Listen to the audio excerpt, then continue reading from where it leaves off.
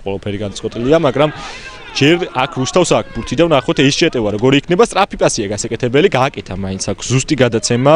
ლოკაბიძემ და ისევ ლოკომოტივი ამჯერად საკუთარ ნახევარზე არის ბურთით,